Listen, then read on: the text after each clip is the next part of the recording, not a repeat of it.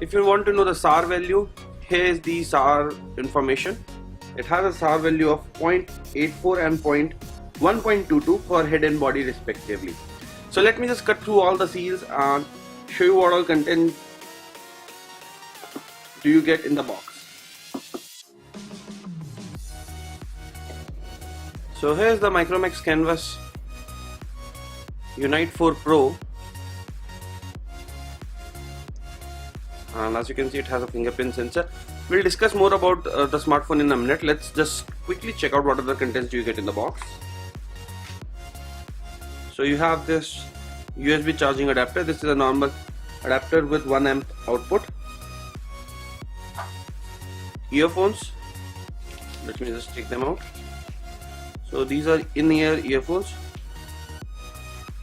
and you also have this mic with a button to accept or reject the calls. Standard USB to micro USB data cable,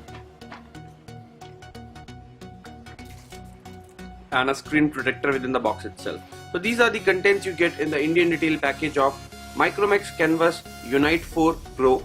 So here's the Micromax Canvas Unite 4 Pro smartphone, which is available for 7,500 as we mentioned earlier.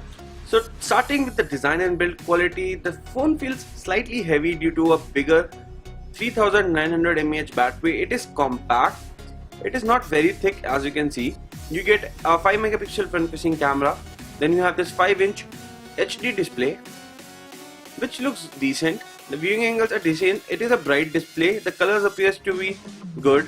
We didn't face any touch related issues on the display. On the back side you get an 8 megapixel shooter along with fingerprint sensor over here and Micromax branding. The back is constructed out of metal plus plastic. The center portion is metal and the upper and the bottom part is made out of plastic, but you can still remove the back panel in order to insert the SIM cards and the micro SD card slots. So let me just try and open the back panel, and there we go. So you can insert 2 SIM cards and a micro SD card slot. You cannot remove the battery, and as we mentioned, the center portion is made out of metal, as you can see. So it gives you a very solid feel while holding the smartphone. Let me put that back on.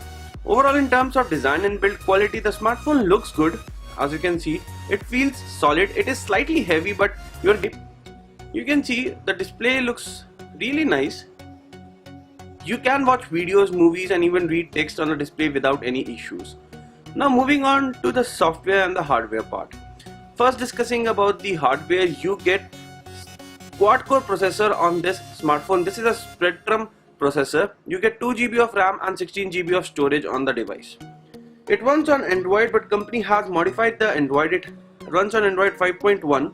You get total modified UI on the smartphone. You have Indus OS, as the company is calling it. In terms of free storage and the free RAM available on the smartphone, out of 16 GB you roughly get around 10 GB of storage available on the smartphone. And if you want to know about the free RAM, let me just go to the app section, and you can see it has around 1.1 GB of RAM free on the smartphone, which is again a good thing.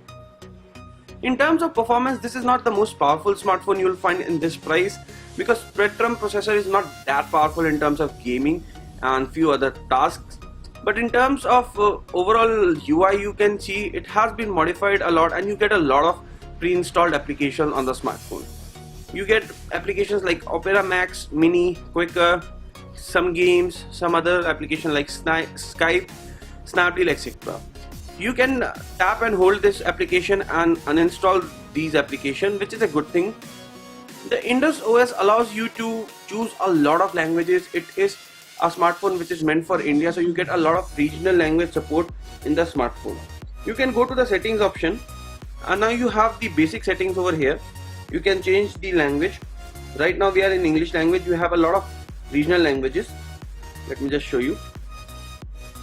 So I'm not sure